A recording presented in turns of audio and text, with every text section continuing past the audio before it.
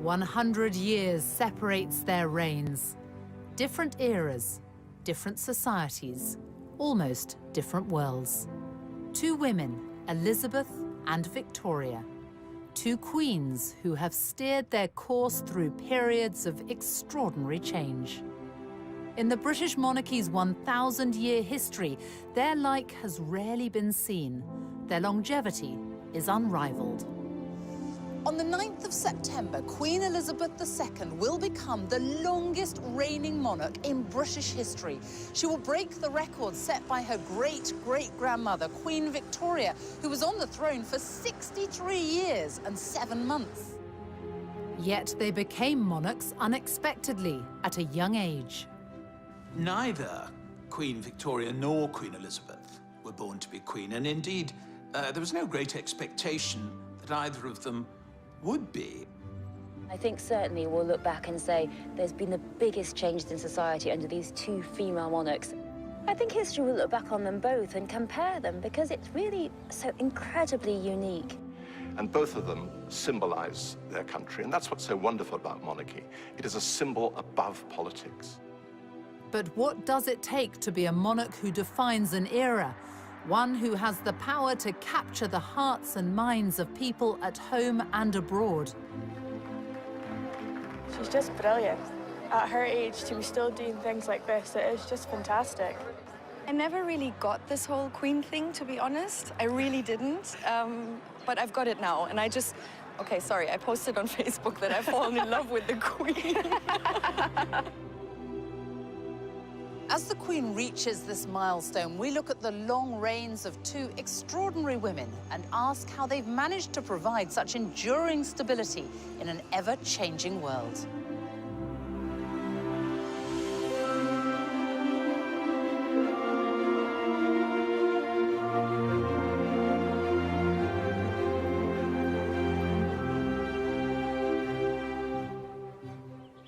It's March 2015 at Canterbury Cathedral.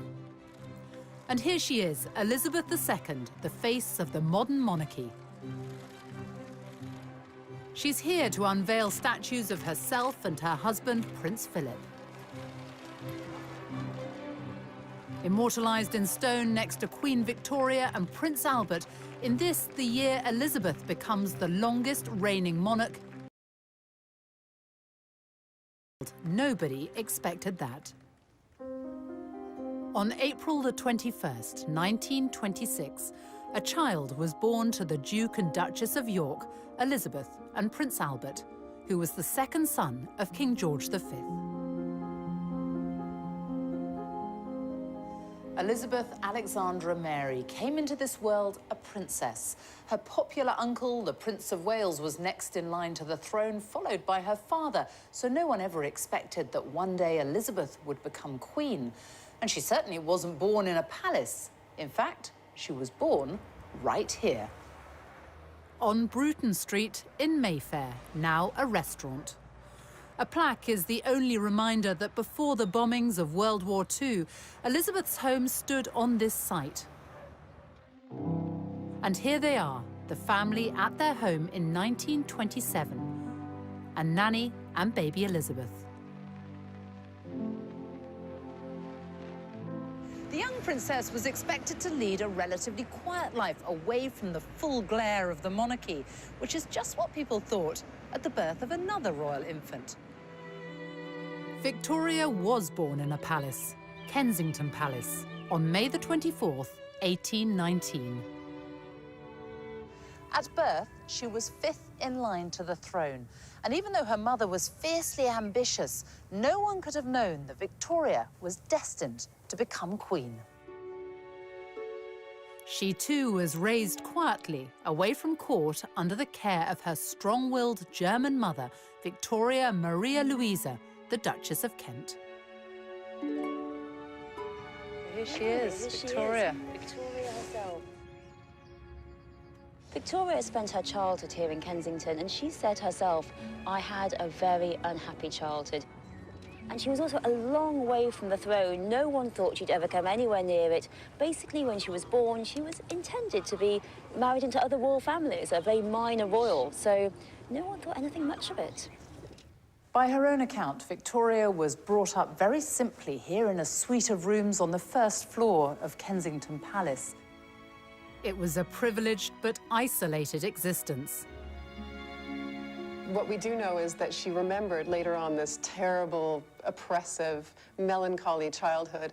We think it was a little bit more complex than that. In what way? Well, she was lonely, but she was also very imaginative. She had 132 dolls, and they're all very neatly and in a very organized way listed in her inventory, which she kept at the time. She must have had a sort of very, a dream world, the way she played with these dolls. I suppose she had a lack of friends. We wonder whether some of the costumes could possibly be made from fabrics that made Princess Victoria's dresses. That's not something we're able to prove, but it's a possibility. Before she was 1, her grandfather and father died. And when her uncle George IV passed away, another uncle became king, which meant she was next in line to the throne at the age of 11. Life became even more restrictive. Her mother kept her under, well, pretty much lock and key. They called it the Kensington system. They wanted control of her. So they kept her under 24-hour surveillance. She wasn't allowed to have a single minute alone, because what they wanted was her to come to the throne at, say, 10, 12, and they be the one in the power. They be the one being regent. She was sheltered and protected, and she even shared a bedroom with her mother until the day she became queen at the age of 18.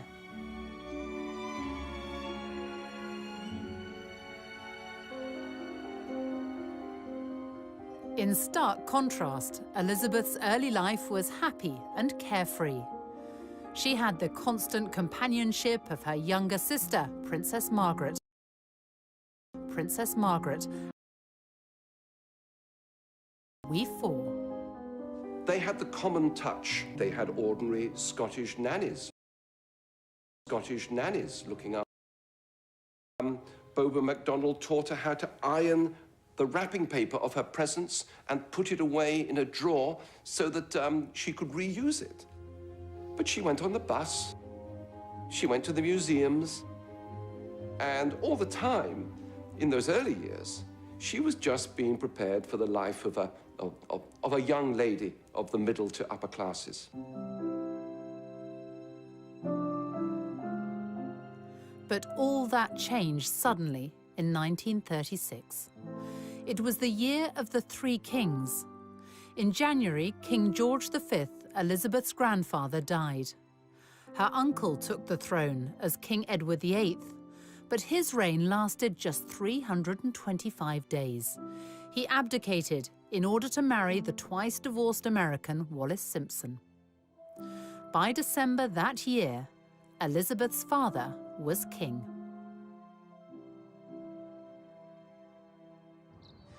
Elizabeth moved here to Buckingham Palace with her family at the age of just 10. Her father was now king, and it must have been a huge change for the young princess, who until then had been raised in a more modest family home, albeit in Mayfair. It was 1937, exactly 100 years after Queen Victoria had arrived here at the age of 18. Victoria left Kensington Palace just weeks after becoming queen. Her first requests were for time alone at last away from her mother and a bedroom of her own. She got much more than that. Victoria became the first monarch to make Buckingham Palace her official residence. Over the years, she transformed the place, and visitors to this day are still met by the paintings of her nearest and dearest.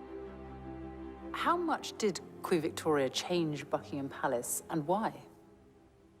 Well, I think she wanted to make it a centre of court life, and court life, I think, of a very different sort. I mean, the thing about the monarchy in the middle of the Victorian period was that it became respectable for the first time.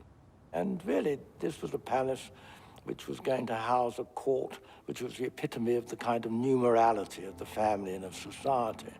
Elizabeth has transformed this palace in another way. In 1962, she opened the Queen's Gallery to give the paying public access to the royal art collection. In 1993, she opened the doors even wider. Tens of thousands now take the chance to wander through the staterooms, with ticket and gift shop sales going towards the upkeep of the artworks.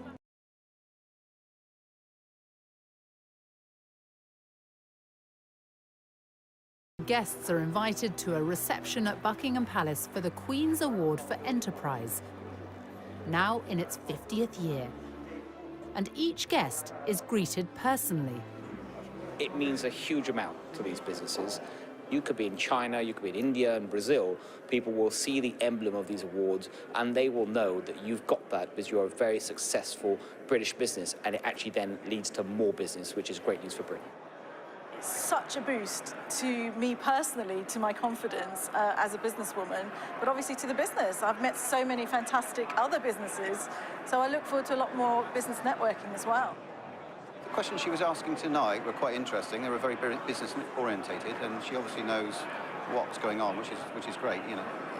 The Queen herself is such an inspiration for all of us. And so for women in general, I think, you know, I mean, an inspiration of hard work, dedication, you know, like what entrepreneurs should look up to.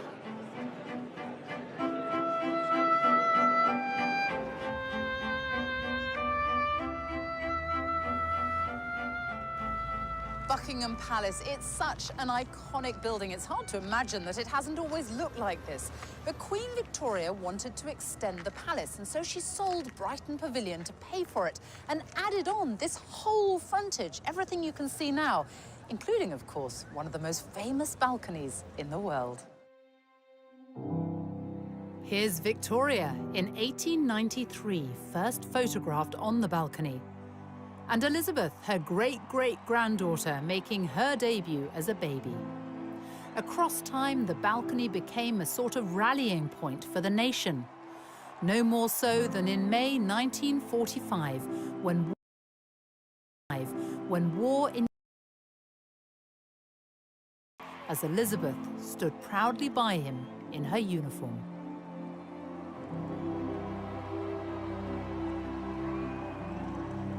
Growing up during World War II shaped the future Queen. In 1940, she was the teenager who gave this radio broadcast for children forced to evacuate their homes. My sister Margaret Rose and I feel so much for you, as we know from experience what it means to be away from those we love most of all.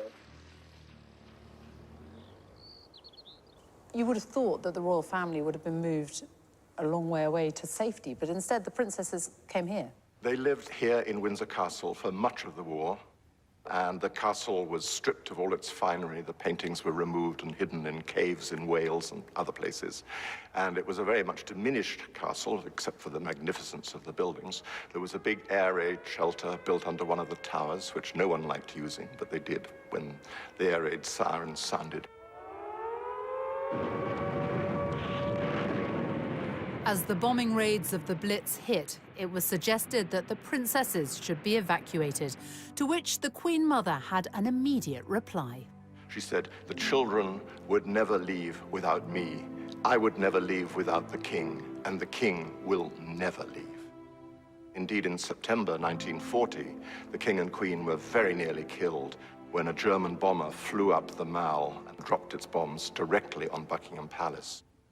They concealed how nearly they came to death. They realized instantly that they had to be the focal point of the nation at war. And that was transferred to Princess Elizabeth, and we have seen that ever since, duty is what has defined her and led her and inspired her. Elizabeth, unlike Victoria, was able to learn the art of being a monarch from her parents. But both entered public life in the same way and in the same place, each showing their commitment to the armed forces.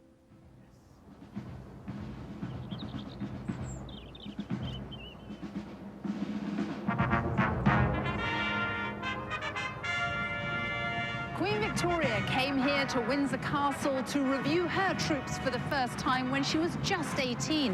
A century later, Elizabeth, then still a princess, followed in her footsteps on her 16th birthday. It was her first official engagement. The British Grenadiers then marched past Her Royal Highness the Colonel. She's back. It's April 2015. Now 89, the Queen is presenting new colours to the 1st Battalion, the Welsh Guards. She knows the military inside out and played her part in the war effort when she joined the Auxiliary Territorial Service at the age of 18. One of the things she did was to learn how to strip down her truck. And there are famous pictures of her doing so. And she worked with other people who had been called up who were serving from all walks of life. And I think that was her first proper introduction to life outside of the family. And these were all sort of incremental steps in her training, if you like, towards being the monarch. Her Majesty the Queen knows absolutely everything that's happening in the ceremonial state occasion. But she knows that I'm there to just make sure those people that don't know are led and guided so that they can give the best performance. I'm inspired by an absolutely wonderful lady. I mean, the Queen is what we fight for and fight under for the country, and she's sort of the head of the army and our regiment, so it's extremely special for the boys. Do you think that the Queen really does understand what you do, what you go through? 100%, 100%. I think she probably knows more than anyone in her time of understanding what sacrifice for the country is, and she's an extremely, extremely special person. Recognition from the monarch has always been highly prized. At the end of the Crimean War in 1856, Queen Victoria introduced the Victoria Cross for bravery. A medal has been created in Elizabeth's name too, the Elizabeth Cross, for the next of kin of British servicemen and women killed on military operations or by terrorism. 2 recent tours of Afghanistan have seen the Welsh Guards lose 9 men. Lieutenant Mark Everson was one of them. You have been awarded the Elizabeth Cross. Yeah. In memory of your son. Yes. Just explain what the Elizabeth Cross is and how important it is to you. Most awards that are given to soldiers, but this is something for the families, which is actually saying, you know, the families are involved in this as well. However prepared one is for soldier death, it leaves a huge hole in families.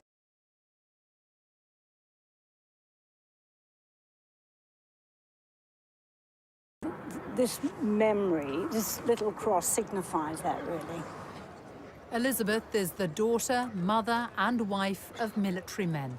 By her side today, as he has been for every step of her reign, is Prince Philip, the Duke of Edinburgh.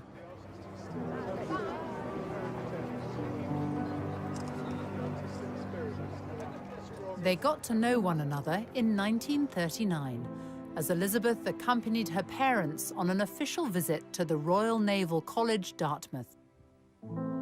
The cadet assigned to show her around was Philip, a prince by birth of Greece and Denmark, also a great-great-grandchild of Victoria's. The Queen saw him, this handsome young Viking with his sense of humor. I think right at the start, his lack of reverence, his sense of informality appealed to her, as well as his stunning good looks. They became pen pals, with Elizabeth keeping a photo of a bearded Philip as he fought for his adopted country, Britain. It was a love match.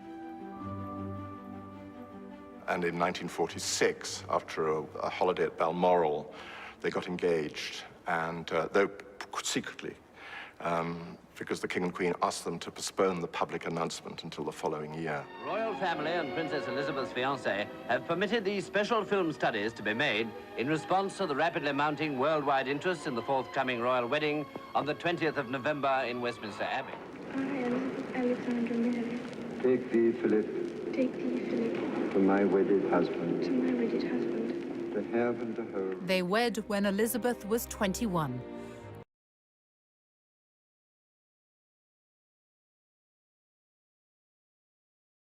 And that of any other British sovereign.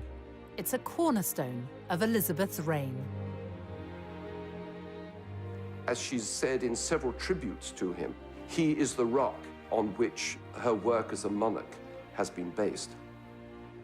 He has quite simply been my strength and stay all these years. And I and his whole family, and this and many other countries, owe him a debt greater than he would ever claim, or we shall ever know. Queen Victoria had her rock too. For Victoria and now Elizabeth, a vital thread through their lives has been the love and support of their husbands. Both married European princes, both met their husbands-to-be when they were very young and then got to know them slowly through letters. He also looked like a film star. I mean, there's something very romantic in the fact that both Prince Albert and Prince Philip were both sort of gorgeous to look at, you know, that builds up the whole fairy tale. Victoria was 16 when she met Prince Albert of Saxe-Coburg and Gotha. He was her first cousin from Germany. It was determined, more or less, from childhood onwards, that Victoria would marry one of those Coburg children. There were some other candidates for her to marry, but that was the obvious one. And it was her great luck that she fell in love with him, besottedly. It was a real love affair and love match from the beginning. They kept in touch by letters, and she described him as so sensible, so kind, and so good, and so amiable too. She really hadn't had a chance to have anyone to love. She and her mother had been at loggerheads. She had no sister, no friend, no father. So she'd been a very lonely child, and all this passion had really pent up inside her. Obviously, Victoria's wedding to Albert on a grisly February day is essentially a private service. Victoria herself said that she noted every detail. Indeed, she does appear to have noted every detail in her journal afterwards. I think for Victoria, it was a wonderful day in every way. The couple were married in 1840. Victoria was already queen, so she had to propose to him.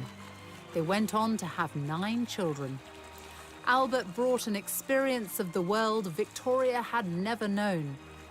He developed a strong interest in arts and culture and built the Italian Gardens in Kensington as a testimony of his love for her.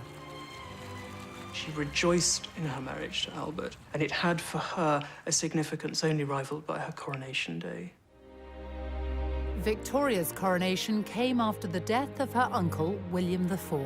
It's one of the quirks of the hereditary system that one is expected both to mourn and rejoice at the same time. Mourn the death of one sovereign, rejoice in the accession of the next. I think in 1837 there is a definite imbalance. There is notably more rejoicing than mourning. She loves being queen at the age of 18. She tells the wife of a courtier that she woke up one morning afraid it might all turn out to be a dream. She thoroughly enjoys the dream. 400,000 people flocked to London for her coronation, helped by the transport revolution, the railways, and the hopes of a nation resting on youthful shoulders, something shared by only 2 women in more than 100 years. Elizabeth's path to accession came in 1952. In January, she and Philip were waved off at the airport by her father, King George VI, as they began a Commonwealth tour in his name. It was the last time they would see one another. He was only 56. On February the 6th, 4,000 miles away from London, Princess Elizabeth was brought the news the world was soon to hear. It was announced from Sandringham at 10:45 today that the King, who retired to rest last night in his usual health, passed peacefully away in his sleep earlier this morning. People were shocked by the death of the King. It wasn't anticipated, except in an inner circle who knew just how ill he was. Elizabeth returned to London in mourning, a young woman who now held the future of the monarchy in her hands. For 4 days, King George VI lay in state in Westminster. I remember walking past the catafalque of King George VI. My mother took me and my brother Rory, and I was only 3. And we queued for hours. You can't imagine that now, can you? Queuing for hours outside Westminster Hall. But she said, you will remember. You will remember this all your life, and this is something we owe him. The nation mourned for the man who had saved the British monarchy. He passed on the essential value of duty to his daughter, something his great-grandmother, Victoria, understood well herself. In 1838, Queen Victoria, at the age of 19, came here to Westminster Abbey for her coronation. Just over a century later, her great-great-granddaughter Elizabeth followed in her footsteps and was crowned right here in the very same place. More than 8,000 people packed the Abbey that day, and millions were watching on the television around the world. Elizabeth was 27 years old and the mother of 2 young children.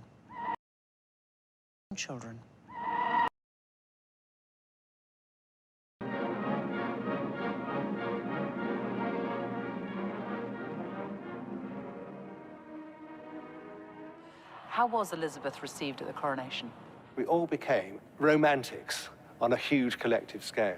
And of course, the setting in this abbey, where the very stones talk, with the old statesman in marble looking down on it, Disraeli, Gladstone, Peel.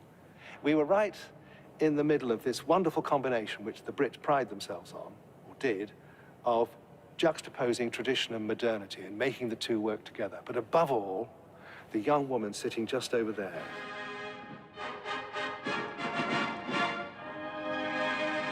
Seared across the Velcro of memory, and it's a very dazzling searing because post-war London was very drab. We'd lost 1/3 of our wealth in the war. There was still rationing. Very few people had any new clothes.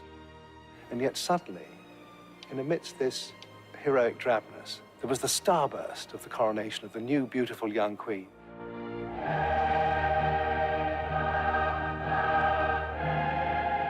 I remember it. I was on Victoria Embankment, and it was a kind of magic moment when the great golden coach went by, and then this smiling figure. It was one of the moments of the reawakening of the country after a long and tense and deprived period. And for those who weren't there, thanks to the revolution of television, the nation could watch from their living rooms. 27 million people in Britain in June 1953 watch at least half a day's television coverage. The number of BBC licence holders doubles that day. So there is this sense of what newspapers refer to as coronation fever. We've only known in recent years that it was, in fact, the Queen who said, yes, it ought to be televised. An acknowledgement that the monarchy, as it were, belongs to the people. You've got to, with the new means of communication. And then this smiling figure, just all the diamonds reflecting, with the Duke of Edinburgh. But I mean, I remember it so absolutely vividly. 5 months after her coronation, Elizabeth returned to the Commonwealth tour she'd begun before her father's death. Now she was Queen and also head of the Commonwealth of Nations, which, from small beginnings, has expanded during her reign to take in 53 countries. She has visited almost all of them. I think historians will look back on the reign and achievements of Elizabeth II and pick out the Commonwealth.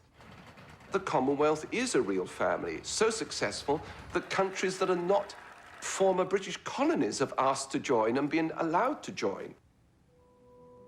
For Victoria, she was Empress of India, with the reach of a global superpower, the British Empire. Not that she saw much of it. Britain did rule half the world and it stretched everywhere from Canada to Australia and included great tracts of Asia and Africa. And it's true that Queen Victoria didn't visit any of these places. She was very much in touch and thinking about them a lot. She became besotted with India and Indian culture in her later years. She taught herself Hindustani, and she could speak a little bit of Urdu. She would have loved to go to India, but they didn't let her. So in her mind and her spirit, she traveled, completely unlike Queen Elizabeth, who actually travels. Queen Elizabeth II has crisscrossed the globe for more than 60 years. Here and abroad, she has shaken the hands of history. It's June 2015, and once again, the red carpet is laid out on foreign soil. This is Queen first came to Germany on a state visit in 1965. It was a country still divided by Cold War communism. Her visit was a gesture of solidarity and a step towards normalizing relations with Germany in the decades after World War II. People still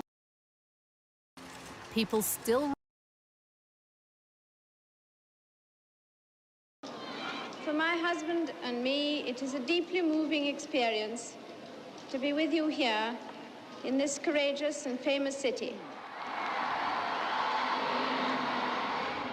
50 years on, Germany, now a unified country, has changed dramatically. The welcome for the Queen hasn't.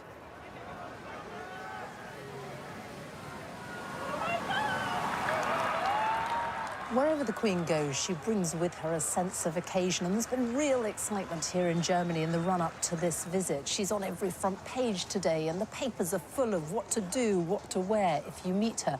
And German television has been running British-themed programmes. And that's the thing about the Queen. Wherever she goes, she brings with her an indefinable something that no one else can.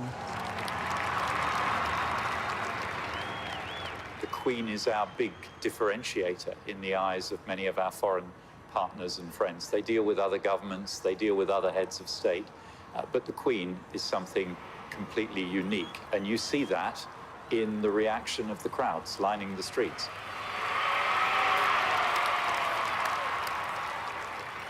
Two of the most powerful women in the world. One, a monarch, the other, the German Chancellor, who has been dubbed the Queen of Europe. And the German Chancellor, who has been dubbed the Queen of Europe. And given the question mark over the future of Britain in the EU, the timing of this state visit is being seen as something of a diplomatic coup.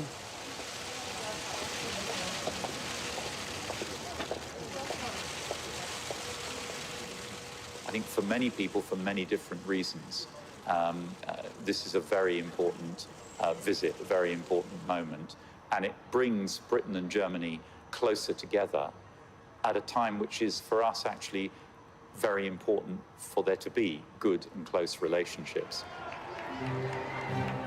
As a constitutional monarch, the Queen must remain politically neutral. Hers is more of a personal power.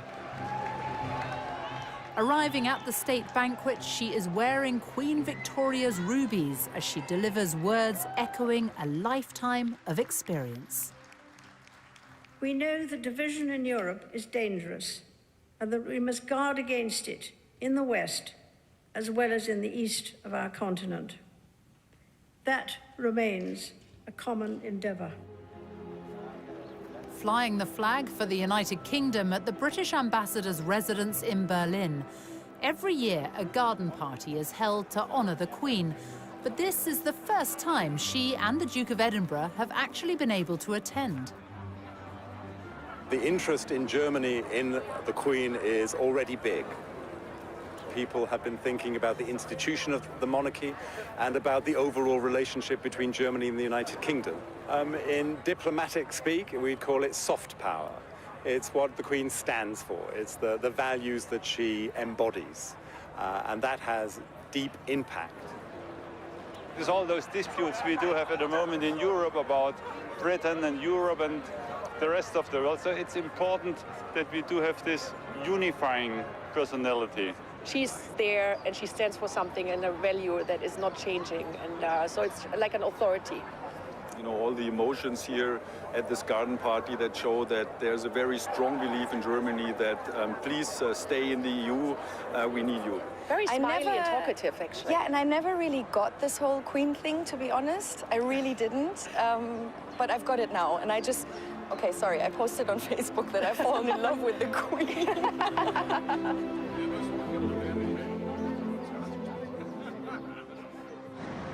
In Germany's modern democracy, sections of the wall which once separated East from West in the Cold War now stand only as symbolic fragments.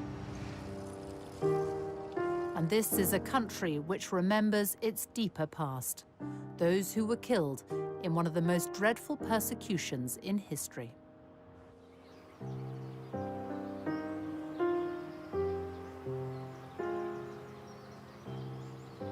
70 years ago, British forces liberated this camp, and they discovered, much to their horror, that on this very soil, tens of thousands of people had died in a most horrific fashion. It was liberated by World War II Allied troops in April 1945. 70 years later, it is the Queen's request that she and the Duke of Edinburgh end their German state visit by paying their respects at the site of the Bergen-Belsen concentration camp. And for some, the memories are very personal.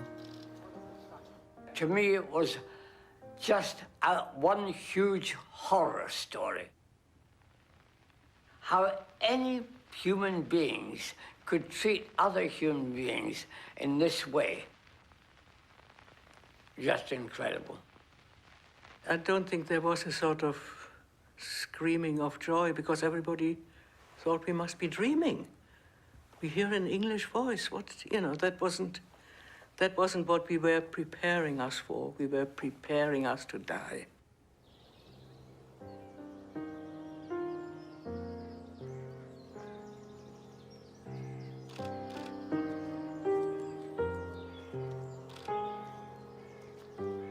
Her visit shows that she takes human suffering seriously. She identifies with the pain and deep suffering of the Jewish people. And together with so many other people, she's absolutely determined to guarantee that the horrors that took place here in Belsen will never happen anywhere else again.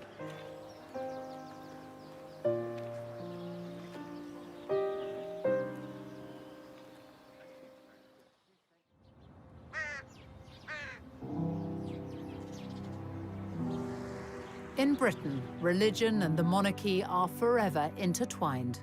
Since King Henry VIII famously separated the English Church from Rome, every monarch has become defender of the faith and head of the Church of England. Victoria. She was devout, outspoken on church matters. She even wrote about her views on sermons in her diaries. I think that sincerity of faith is something that Queen Victoria shares with Elizabeth II. I feel absolutely sure that both women, in what is unquestionably a very lonely position, have felt upheld at moments, many moments possibly in their reign, by a very strong Christian faith. Many have found the practice of quiet personal reflection surprisingly rewarding, even discovering greater spiritual depth to their lives.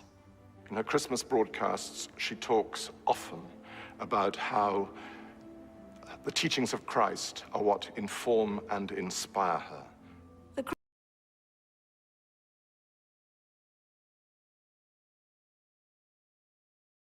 Feet very firmly on the ground, but spiritually, she's got this dimension in which her personal faith is linked to her duty as a monarch. And each monarch also has formal duties in relation to the government of the day.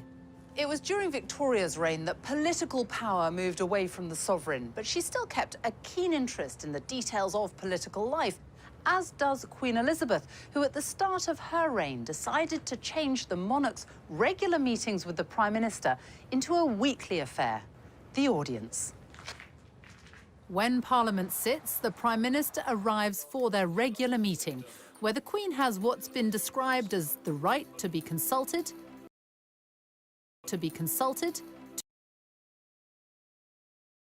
the course of 12 British Prime Ministers.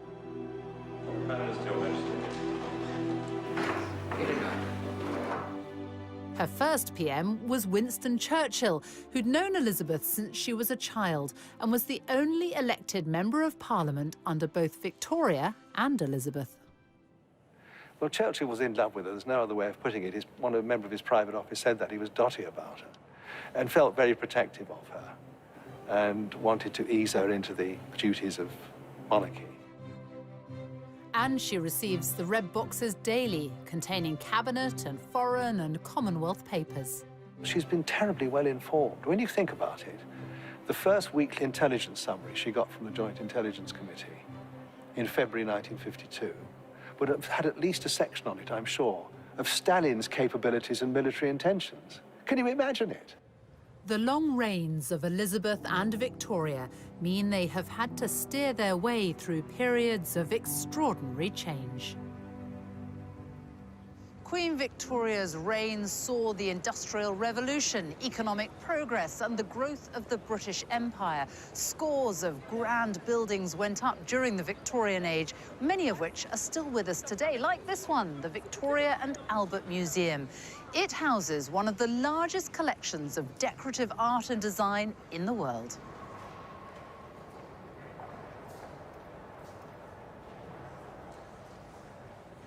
So, what is Victoria and Albert's legacy in terms of art and culture? It's fundamental. I mean, this museum, as you know, is the Victoria and Albert Museum, and that name is not an accident. It was renamed the Victoria and Albert Museum in 1899, and it was one of Queen Victoria's last public appearances when she came to lay the foundation stone of the front of our museum. How big a role did Victoria and Albert have in bringing the arts to the people? Throughout her life, and indeed throughout Albert's life, they were actively promoting education and culture, art and science. This whole complex at South Kensington is thanks to the way they supported and promoted these activities. So much so that this area became known as Albertopolis, also taking in the Albert Memorial, Victoria's vast tribute to the man she adored, who died at the age of 42. The great expansion seen in the Victorian age has not been repeated during Elizabeth's reign. Instead, there have been huge leaps in science, technology, medicine, even space travel, and far greater freedom and tolerance. In an age of rapid innovation and cultural change, the Queen recognises pioneers from every field. At Windsor Castle, she has a gathering of the holders of the Order of Merit. It's a celebration of the elite from music, art, medicine, astronomy, architecture, theatre. Queen Victoria may have been the first monarch to try the telephone with none other than the inventor Alexander Graham Bell. But it was Elizabeth who in 1958 made the first direct-dialed long-distance telephone call. This is the Queen speaking from Bristol. Good afternoon, Lord Provost. Good afternoon, Your Majesty. She was the first British monarch to send an email in 1976 and has a Twitter, Facebook, YouTube and Flickr account in her name.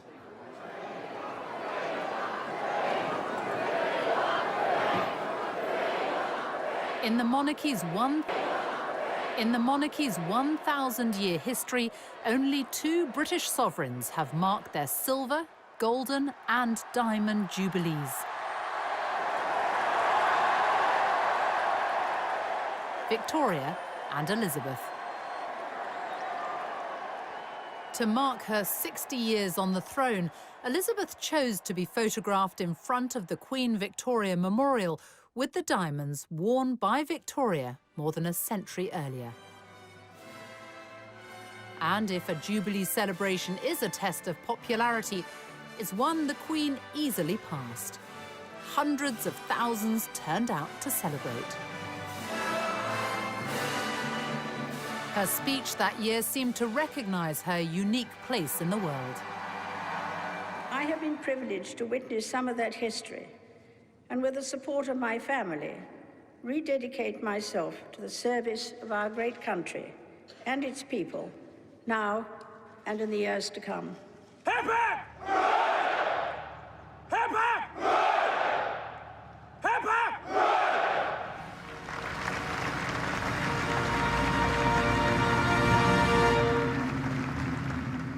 And then, long reign can bring challenges. Unlike Elizabeth, Victoria had to spend almost 4 decades without her beloved husband by her side.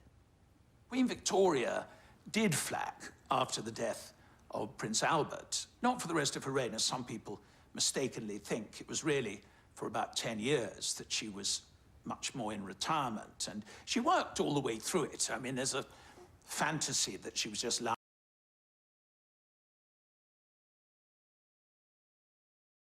years.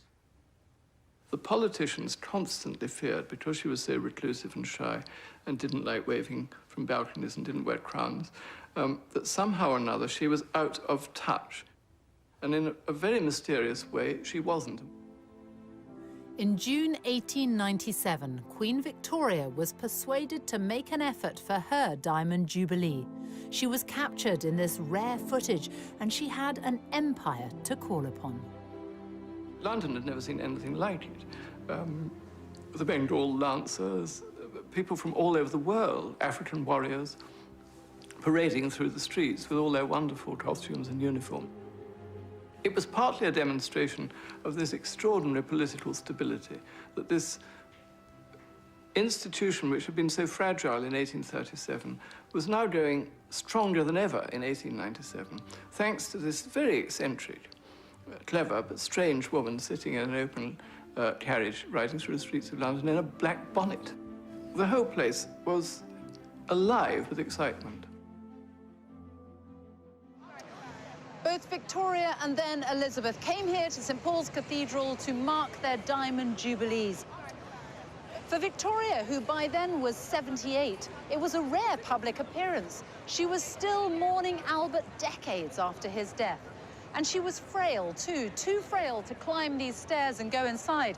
So instead, when her carriage drew up here in front of jubilant crowds, she remained in it, and the whole service came out to her.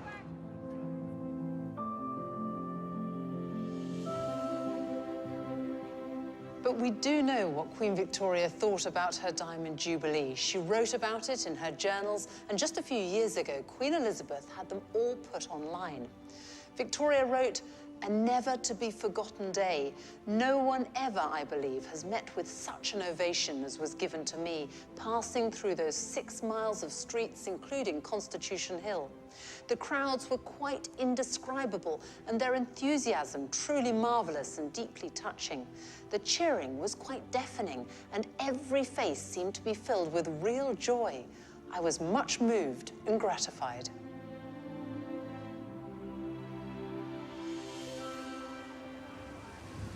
As well as being visible, the monarch must connect with every part of the United Kingdom.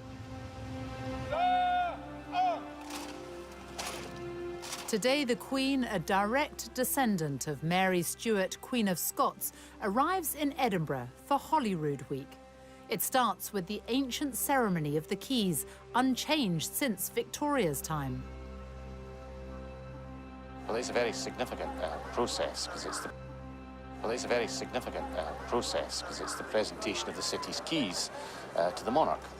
But also, you know, for people of the city, it's a meaningful event because it's about the Queen's authority in the city. It's also about a welcome for garden party guests in the spectacular grounds of the palace. Royal garden parties were introduced by Victoria at Buckingham Palace in the 1860s and brought here to Scotland by Elizabeth's grandfather, George V. This is the Queen attending as a child. 8,000 people have been invited to this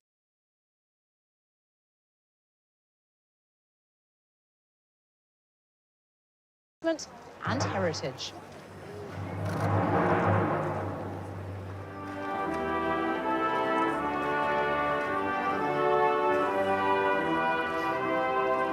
She's just brilliant. At her age, to be still doing things like this, it is just fantastic. I think today has been a very good example of exactly what we as a country do well, and I think she's at the very heart of that. And the fact she visits our islands, you know, she embraces all the parts of Scotland that we love. Her and the Duke have done a marvellous job over the years, and I hope they'll have many more. What over the 6 decades of her reign has been done is the knitting together, I think, of an extraordinarily ever richer tapestry of Scottish life. My lot are part of the older threads, but every year through this great gathering, new, fresh threads are added. The Queen has deep personal connections to Scotland. Her mother grew up here. Her sister, Princess Margaret, was born here. In fact, she was the first royal baby to be born in Scotland for more than 300 years. And since she was a child, Scotland is where the Queen has always come on her family holidays.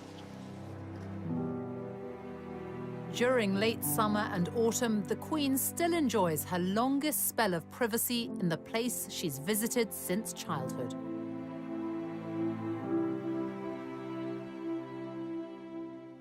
It's a tradition started by Victoria, who in her 20s was only the second reigning British monarch to venture north of the border since the days of Charles I.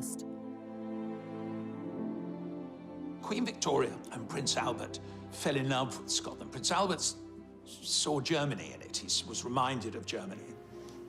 The sort of forests of firs and all that kind.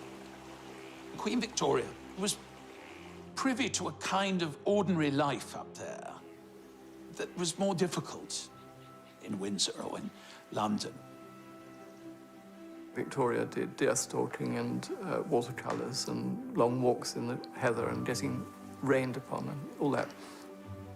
I think there's something about its sort of vastness when you get up into the Highlands, and that sense of being far away in this kind of mountain kingdom. Victoria and Albert bought land here, which they developed, building the magnificent Balmoral Castle. Balmoral was very carefully chosen up on a bluff with the forest quite far back and the water very much below and so on. And it became their own place. You know, it wasn't a house of the British monarchy. It was the house of Victoria and Albert.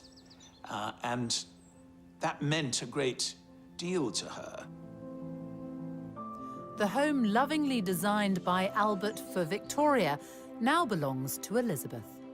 A private residence, but no longer just a royal idyll. For 18 weeks of the year, it's open to the paying public. As she grew older, Victoria spent much of her life at Balmoral. She was here on Wednesday, the 23rd of September, 1896, the day she overtook her grandfather, King George III's record. She wrote, "Today is the day on which I have reigned longer by a day than any English sovereign." Just days after Victoria had become the longest reigning monarch, she was pictured right here beneath the terrace at Balmoral. It was a very special moment, and that's because it was the first time that Victoria had ever been captured on film.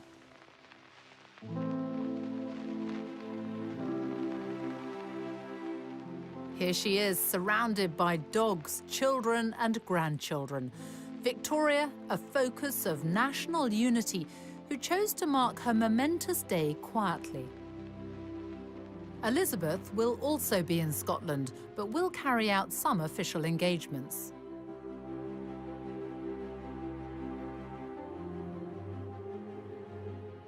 This is where Queen Victoria was on the day that she became the longest reigning monarch in British history.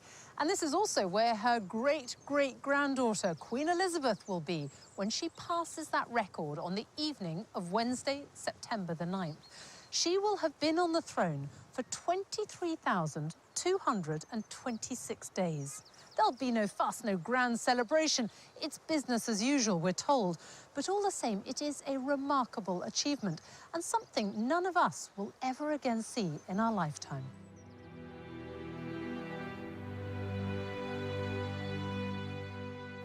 Even for those that don't think about the monarchy or don't follow it particularly, the fact that she is there, and it's there as an institution, and she never puts a foot wrong. I don't think we should withhold our gratitude to both women for keeping this institution, which I think many people cherish, in spite of all the jokes they make about it. By being inscrutable, untouchable, unfashionable and unfaddish, the Queen remains a concept that all people potentially can connect with. And I think that's a very important and valuable aspect of our national life. And she simply is always out there meeting people, speaking to people, and very much identifying herself with the whole population, not just one certain group of it. Politicians come and go when they talk about the big society. The Queen and the royal family have practiced it and continue to practice it in all sorts of ways. And that stems totally from the sense of duty and religious convictions of Elizabeth II. This is a great country, and one of the reasons it's great is because we have had this continuity of kings and queens for so many centuries. And this queen is probably going to be seen as one of the greatest of all. I think what she has done is she has made us all believe again in the viability of the institution she represents. And to me, that's a great achievement. I declare before you all that my whole life, whether it be long or short, shall be devoted to your service and to the service of our great imperial family to which we all belong. That I shall not have strength to carry out this resolution alone unless you join in it with me, as I now invite you to do.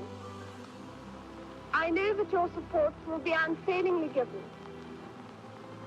God help me to make good my vow, and God bless all of you who are willing to share in it.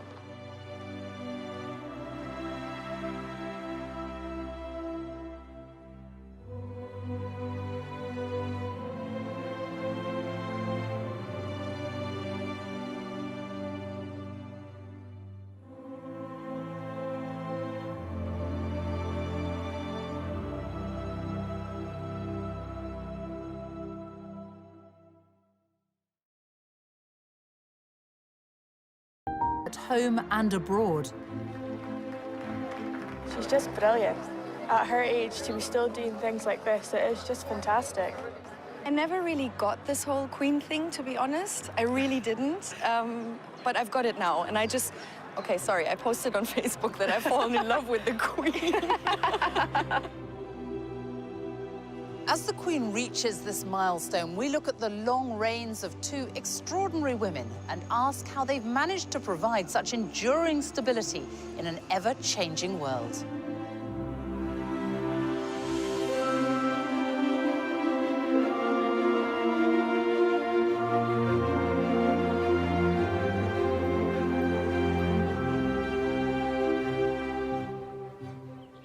It's March 2015 at Canterbury Cathedral.